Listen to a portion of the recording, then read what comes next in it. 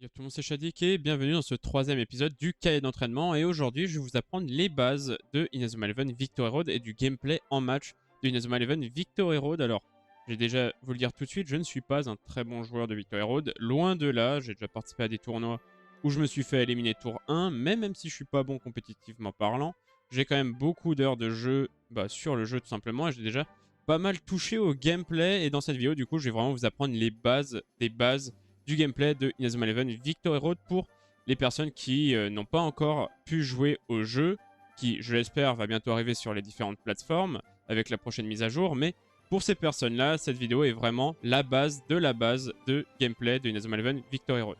Bien, du coup, pour vous présenter toutes ces mécaniques, bien sûr, en jeu, je vais faire un match contre l'ordinateur. Bon, vous pouvez voir que j'ai affronté les maîtres de l'Alus niveau 10 et vraiment pas la meilleure équipe. Bien sûr, il existe la Metralus niveau 30, mais bon, comme c'est un petit tuto et que j'ai envie de vous montrer les mécaniques de base et j'ai envie de vous les expliquer pour bien vous les présenter, je me suis dit que je vais affronter une équipe faible, comme ça va vraiment me permettre de tout simplement prendre mon temps pour vraiment bien vous expliquer chacune des mécaniques pour bien vous les présenter, parce qu'il y en a certaines qui sont quand même assez compliquées. Bon, on va commencer sans plus tarder. Du coup, j'ai passé les cinématiques, bien sûr, c'est sympa, mais ça, on s'en fout. Nous, ce qu'on veut, c'est des trucs intéressants au gameplay. Et on va commencer directement par la présentation des équipes. Donc, c'est quand même quelque chose qui est assez important dans le gameplay de Victory Road. Bon, là, vous voyez mon équipe, ma formation, le niveau de mes joueurs, leur rareté, les tactiques que j'utilise aussi. Mais chose qui nous intéresse, nous, c'est la carte, la super tactique qui nous est donnée. Pour vous expliquer, si vous ne connaissez pas, lorsque vous commencez un match, le jeu va vous donner une super tactique aléatoirement. Je crois qu'il en existe 6 à peu près. Et là, par exemple, j'ai eu tir direct ultime. Donc, vous avez aussi un petit descriptif de la technique, enfin de la tactique. Donc là, dans les 30 secondes, augmente le tir direct, enfin l'attaque du tir direct, plus 100% une seule fois. Donc, c'est une très bonne tactique. Je pense qu'il en existe 6 en tout. Et du coup, vous voyez que je viens d'obtenir cette super tactique. Elle vient se greffer sous mes autres tactiques. Donc, quelle est la différence entre cette super tactique et les autres tactiques? Les autres tactiques, vous pouvez les utiliser à n'importe quel moment durant le match. Vous les utilisez et après, elles vont durer un certain temps. Et une fois que leur temps d'activation s'arrête, elles vont se recharger durant le match au fur et à mesure du temps. Elles vont se recharger durant le match et vous pourrez les réutiliser un peu plus tard. A l'inverse, les super tactiques qu'on obtient aléatoirement au début du match, elles ne sont utilisables qu'une seule fois durant le match. Et une fois qu'elles sont utilisées, elles disparaissent complètement. Bon, bien sûr, après, vous pouvez avoir de la chance et en réussissant par exemple un dribble ou un mode duel, vous pouvez regagner une super tactique aléatoirement, gratuitement. Genre, vous pouvez regagner une super tactique.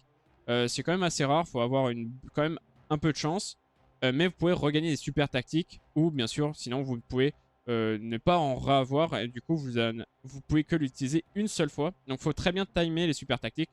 Donc là vous pouvez voir je tire direct ultime, donc c'est pas mal, c'est pas la meilleure mais c'est pas mal. Et bien sûr il y a la même chose avec l'équipe ennemie, donc vous pouvez voir leur formation, le niveau de leurs joueurs, leur rareté, leur tactique, donc c'est quand même assez important. Bon là on rentre quand même dans un gameplay un peu plus profond, mais en voyant les super tactiques de l'adversaire, vous pouvez un peu déterminer un peu le playstyle qu'il va utiliser, aussi en regardant les joueurs si vous les connaissez très bien. Mais ce qui nous intéresse aussi, c'est on voit tout simplement la super tactique qu'a obtenu l'adversaire aussi.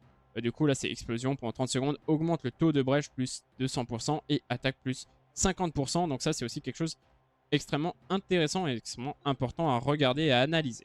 Donc, voilà pour la présentation des équipes. Maintenant, le coup d'envoi, je ne vais pas lancer le coup d'envoi tout de suite parce que j'ai envie de vous présenter le HUD. Donc, on va commencer en haut à gauche.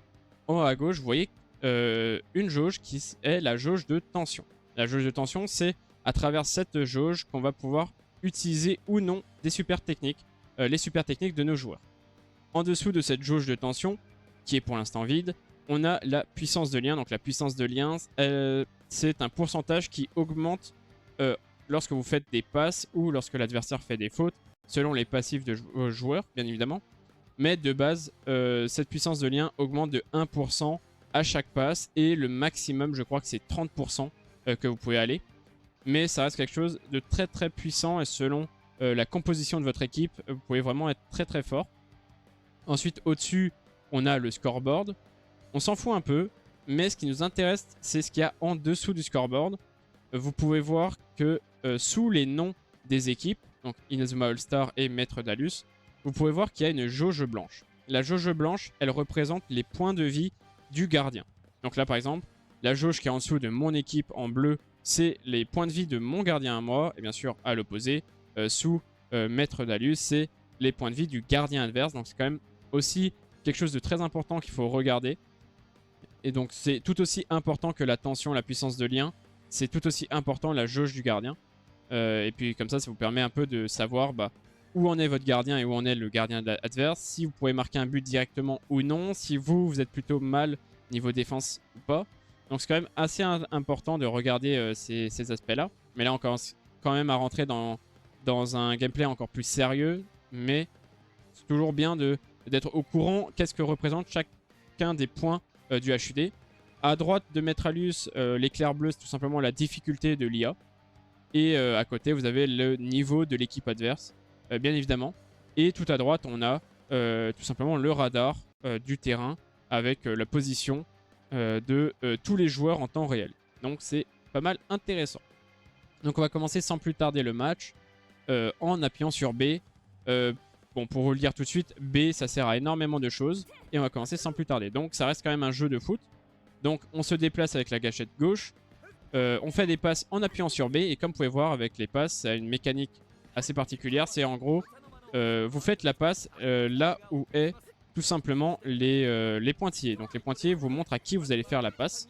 Et après vous appuyez sur B une fois que vous avez décidé à qui vous pouvez faire la passe. Bien évidemment, les passes sont auto-guidées. Donc bon, il y a une autre mécanique qui est plus avancée que je vais vous montrer en deuxième mi-temps. Mais du coup, voilà pour les passes. Elles sont auto-guidées. Et elles se font, enfin genre vous voyez les pointillés, puis vous appuyez sur B. Et puis ça va vous faire une passe automatiquement, bien évidemment. Ça c'est pour les passes, c'est vraiment le gameplay basique.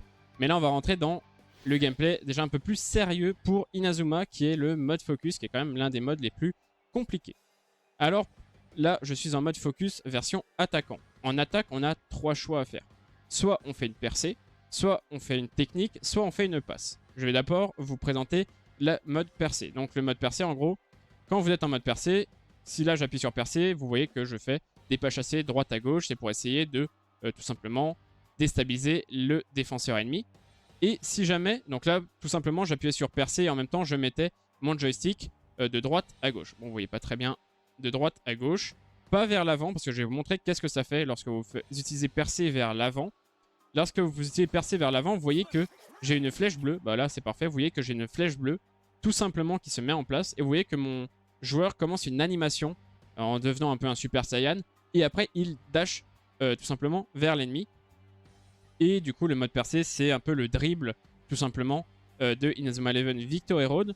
Donc là par exemple vous avez pu voir que j'ai gagné ma percée. Tout simplement parce que, je vais vous expliquer un peu plus en détail. Je vais vous remontrer tout simplement ce que je vais vous expliquer. Parfait.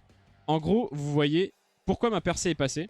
Et là je vais vous présenter aussi un peu plus au niveau de la défense. C'est que vous voyez que là par exemple Xené, donc l'ennemi, a tout simplement, vous voyez qu'il a 2 mains autour de lui, avec un dégradé de couleur en passant du rouge au jaune clair plus c'est éloigné de lui.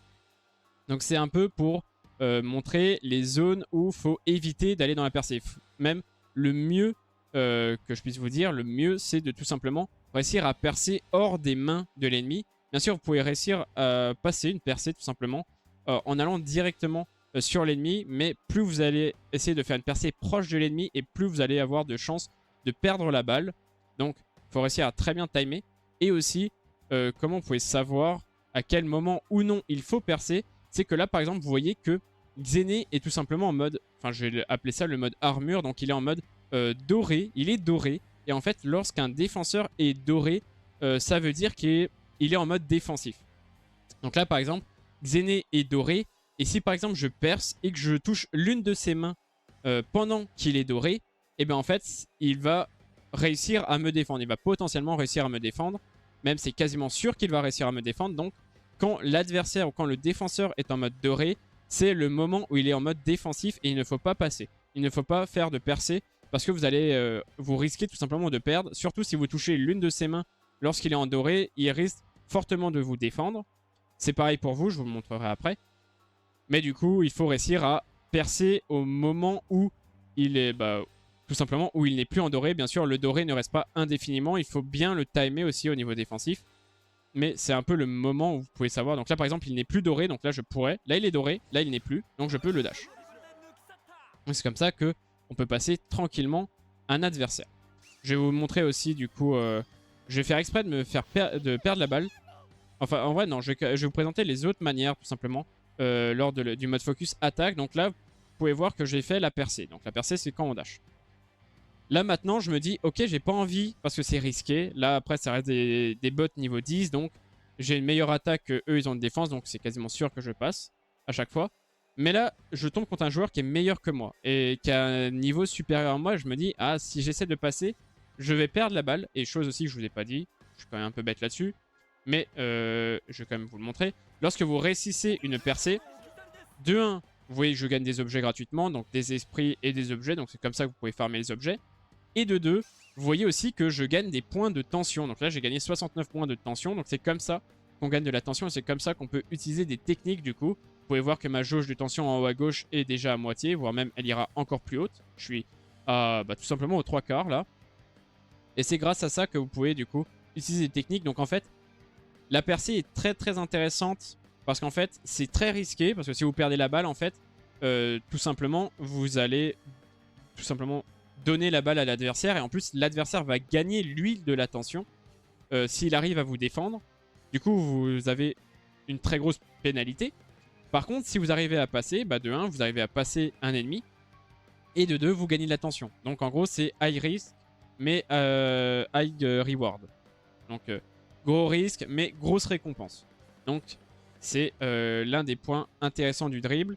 Mais bien sûr, là, vous vous dites, j'ai pas envie de dribbler parce que justement, si je me loupe, il va gagner de la tension et il va aussi obtenir la balle. Et comme là, je suis avec mon défenseur, son attaquant sera libre face à mon gardien.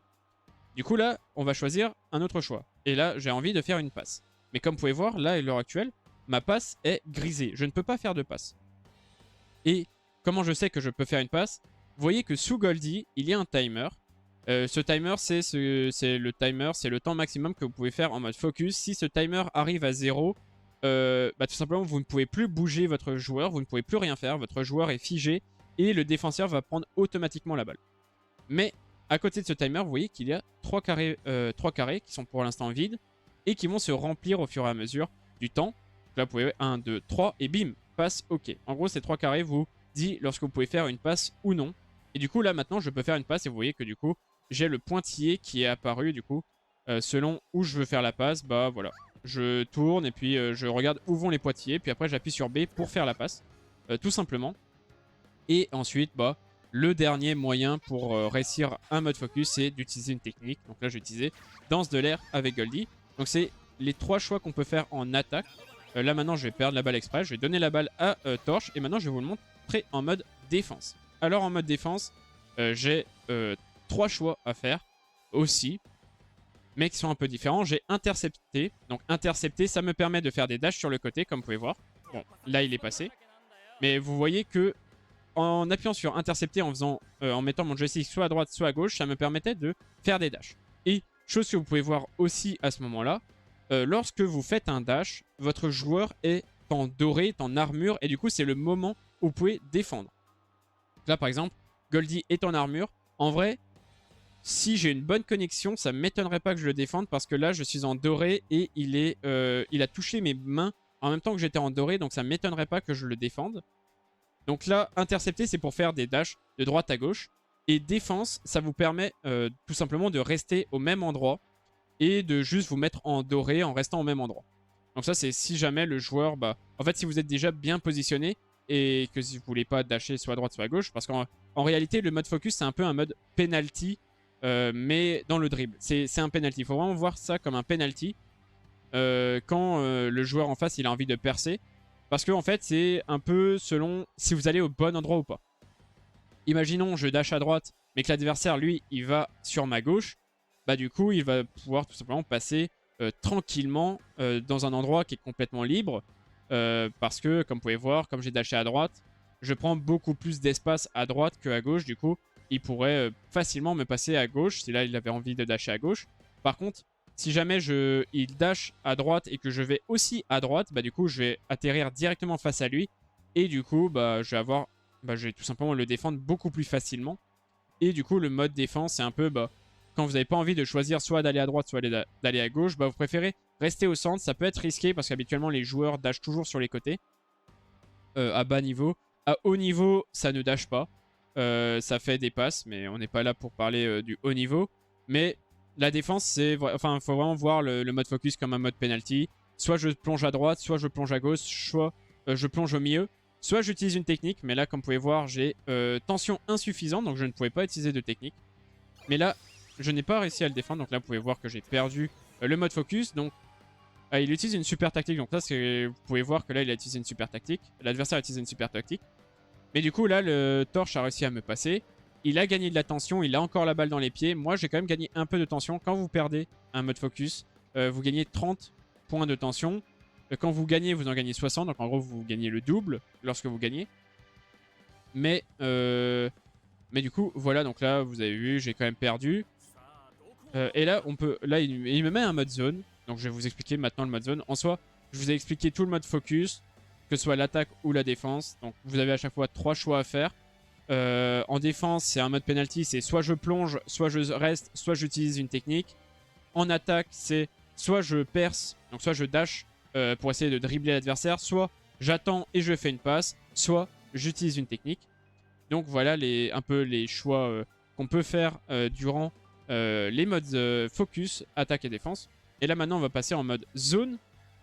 Donc là c'est le mode zone défensif, donc c'est le mode zone gardien. Le mode zone gardien, on a 2 trucs à faire. Enfin on a surtout un truc à faire en réalité. C'est de poser nos remparts. Donc nos remparts, par exemple là vous voyez que j'ai une main qui se balade. Et cette main va représenter le mur que peut faire mon défenseur. Donc là par exemple j'ai posé mon mur ici. Ah, il utilise une technique, donc éruption solaire. Torche utilise éruption solaire parce qu'il a assez de tension. Mais là, vous voyez que j'ai demandé à mon Jack Wallside de se mettre en rempart à un endroit. Et là, Jack Wallside est en train de courir vers cet endroit. En gros, quand vous posez un rempart, le jeu va prendre automatiquement le défenseur le plus proche de ce rempart pour pouvoir le poser. Vous pouvez poser maximum 2 remparts. Et enfin, maximum 2 remparts. En réalité, vous pouvez spammer le bouton rempart. Et puis, mais au maximum, il y aura 2 joueurs qui vont se positionner en rempart. Est-ce que là, mon Jack Wallside aura le temps de se mettre en rempart? Non, il n'a pas eu le temps. Mais vous voyez que là, il s'était mis en mode rempart. Mais du coup, comme la balle est déjà passée, ça ne sert à rien. Et du coup, comme mon défenseur s'est raté, là, j'ai 2 choix à faire avec mon gardien. Soit j'attrape la balle, donc j'utilise pas de technique, soit j'utilise une technique. Là, pour la beauté, je vais utiliser main céleste V, parce que cette technique est beaucoup trop belle. Et bon, là, je peux pas faire pause, mais vous voyez en bas, il me brèche? Non, il me brèche pas. Vous avez pu voir en bas, tout à gauche, la puissance de défense de mon gardien. Tout à droite, la puissance du tir de l'attaquant. Et au milieu, c'était la jauge de vie de mon gardien. Et là, comme vous avez pu voir, j'avais largement plus de défense que d'attaque. Et du coup, je n'ai perdu aucun point de vie. Bien sûr, quand c'est du 50-50, bah, votre vie va être diminuée de 50%. Et si jamais l'attaque est plus forte que la défense, bah, tout simplement, c'est l'attaque qui gagne. Et du coup, il y a but. Dans la plupart des cas, il y a Darren, il a un certain passif qui lui permet de tanker un peu plus de tension que... Enfin, si l'attaque de l'adversaire a un tout petit peu plus de puissance que sa défense, il peut la tanker. Mais c'est l'un des rares cas. Mais là, par exemple, si Mark Evans, la technique de tir de torche était supérieure à celle de mon Mark, bah, tout simplement, il y aurait eu but. Là, je vais montrer... Là, je vais essayer de remonter en attaque un peu. Faut que je fasse des... Je vais essayer de dribbler. Je vais faire des dribbles. Tranquillou bilou. Hop, c'est passé. Pour faire monter ma tension. J'allais faire un truc, mais je vais vous le montrer après. Hop. Hop là. Donc là, je suis en mode tension. En mode zone. Mais version attaquant. Donc là, en version attaquant, vous voyez que j'ai un joystick là. Il va me défendre. Ok. Là, je suis sorti du mode... zone, tout simplement, parce que j'ai fait une passe en retrait qui m'a fait sortir du mode zone. Mais là, je vais retourner dedans directement. Donc là, vous pouvez voir... Bon, là, c'est les coups francs, on s'en fout un peu. Donc là, je suis en mode zone. En mode zone, attaque, vous avez un curseur, tout simplement. Donc soit vous tirez directement au but, soit vous pouvez faire une passe à un de vos alliés, donc par exemple là à Bailong, soit vous pouvez vous pouvez utiliser une technique. Donc soit vous faites un tir direct en appuyant sur B, genre si le curseur est au niveau et vous visez le but avec votre curseur, vous appuyez sur B, ça fait un tir. Si vous visez avec le curseur un allié, ça fait une passe. Et après vous pouvez utiliser une technique et vous pouvez faire la même chose avec la technique. Donc si vous mettez la technique, si vous mettez le curseur vers le but et vous utilisez la technique, ça fait une frappe directement avec la technique. Mais après vous pouvez faire aussi des tirs enchaînés et du coup vous pouvez faire des passes avec votre technique. Donc par exemple je vais envoyer ma super technique, donc savoir suprême, directement sur Axel Blaze. Et du coup bah je vais lui faire une passe qui va me permettre d'enchaîner des tirs. Et je peux faire plusieurs chains. Donc là par exemple, en plus bon exemple, là vous voyez que du coup la défense ennemie ont positionné un défenseur en mode tout simplement barrage. Et bah là malheureusement comme je n'ai plus assez de tension, je ne vais pas pouvoir enchaîner plus de techniques. Parce qu'en gros, lorsque vous êtes dans cette situation-là, soit vous faites un tir direct, comme c'est écrit en appuyant sur B, du coup il faut viser le but avec le joystick, avec le viseur, il faut viser le but et puis vous appuyez sur tir direct. Soit vous pouvez utiliser une autre technique et cette autre technique vous permet d'envoyer la balle à n'importe lequel de vos coéquipiers encore une fois. Alors que le tir direct, vous ne pouvez pas faire de passe. C'est obligé de viser vers le but, alors que lorsque vous utilisez une technique, vous pouvez soit l'envoyer directement vers le but, soit refaire une passe à un autre allié. Mais là, je suis obligé de faire un tir direct parce que je n'ai pas assez de tension. Du coup, Axel Blaze va faire une petite reprise de volée. Vous voyez que ma technique va monter à 1116 d'attaque.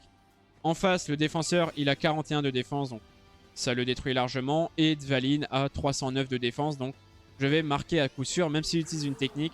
Vous allez voir en bas, hop là, sa vie est tombée directement à 0 parce que j'avais beaucoup plus d'attaque que lui, il n'a de défense. Et du coup, c'est comme ça que je marque le but facilement.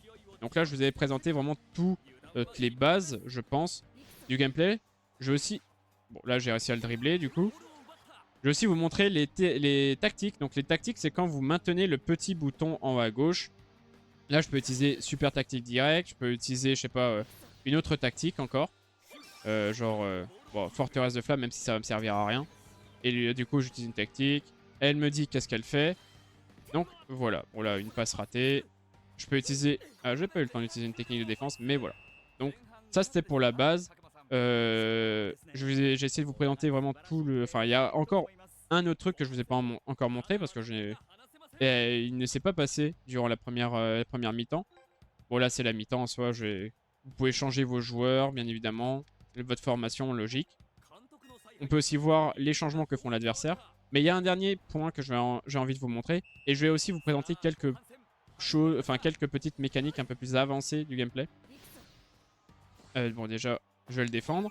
Donc, là, je vous ai présenté vraiment les bases des bases. Maintenant, on va rentrer un peu plus un peu plus haut. On va sortir un peu du mode tutoriel débutant. Et là, on va rentrer un peu plus haut. On va commencer. Donc déjà, vous avez vu qu'on peut faire des passes magnétiques. Mais si jamais vous maintenez la grosse gâchette en haut à gauche, la grosse gâchette gauche, donc ZL sur Switch. Je prends envie. ZL sur Switch. Et ben si vous maintenez ZL sur Switch plus B, oh, je me suis mis un but contre mon camp. Et ben vous pouvez faire des passes. Vous pouvez faire différentes passes. Donc là par exemple, bon, c'est pas des passes, c'est un mode tir en réalité. C'est pas des passes. C'est pas des passes, c'est un mode tir en réalité. Donc là vous pouvez voir, je peux envoyer une menace. Donc là c'est quand je maintiens B vers le bas. Ça me permet de... Enfin quand je maintiens ZL et B enfoncé, ça me permet de faire une passe, on va dire une passe appuyée au sol. Mais si je fais la même chose en appuyant sur A, ça me permet de faire des passes longues en l'air. Donc c'est normalement des tirs, mais on peut les utiliser en mode pour faire des passes tout simplement. Et si maintenant vous maintenez le bouton ZR, oui je ne connais pas les boutons, la grosse gâchette en haut à droite, vous voyez que je pourrais appuyer sur B et en gros, bon là il utilise une technique. Ah oui, je vous ai pas aussi parlé de ce mode de technique. Quand en face l'adversaire utilise une technique, vous avez le choix entre... Enfin vous avez 3 choix. Utiliser une technique, faire une charge de puissance. Donc en gros c'est un truc qui permet de battre une super technique, mais qui a de fortes chances de faire faute. Donc là par exemple tir tsunami. Ah oui c'est vrai que je peux faire tir tsunami. C'est vrai qu'il y a des techniques long shot aussi qui vous permettent de dribbler. Et du coup c'est des tirs, les long shots. Donc les tirs à longue distance qui vous permettent de dribbler. Donc là, ça vous fait un tir direct. J'ai de fortes chances de marquer. Ah bah, je vais même marquer en fait, parce que j'ai plus d'attaque que Dvalin n'a de défense. Mais du coup, vous pouvez faire des long shots. Donc ça, par exemple, c'est un long shot. Donc vous pouvez que utiliser les long shots lorsque vous... tout simplement lorsque vous êtes en session de dribble. Bien évidemment, et là il va faire une passe. Ah, ça va pas mis le mode zone. Donc là, ce que je voulais vous présenter avant, c'est lorsque vous maintenez le bouton, la grosse gâchette en haut à droite et que vous appuyez sur B, ça vous permet de faire des sprints. C'est le seul moyen que vous pouvez courir. Et lorsque vous faites des sprints et que vous foncez dans quelqu'un, vous avez potentiellement, enfin vous risquez même fortement de faire des fautes. Donc attention. Voilà, là par exemple j'ai fait faute. Et carton jaune, il existe les cartons rouges dans Victory Road, mais attention lorsque vous utilisez les dashs, vous pouvez faire faute. Là, il peut faire des changements. Lors des fautes, vous pouvez faire des changements. Pareil pour les touches. Et il y a juste un mode que j'aimerais vous présenter, mais je ne sais pas si j'aurai le temps de vous le présenter. C'est le mode zone, le mode duel. Donc c'est quand on fait une passe en l'air, et il n'a pas voulu. C'est quand on fait une passe en l'air et que...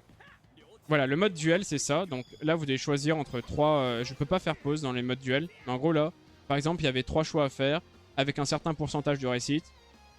Et vous visez avec tout simplement le joystick gauche la zone que vous avez envie d'aller. Donc là où il y a le plus haut pourcentage habituellement. Et une fois que le cercle blanc rentre dans la zone, au bon timing, vous appuyez sur B. Et du coup, vous allez potentiellement réussir le mode duel. Bien sûr, ça joue au pourcentage de chance. Donc, il y a de fortes chances que vous n'arrivez pas à gagner le mode duel, même si vous avez 90% de chances de réussir. Donc, attention. Et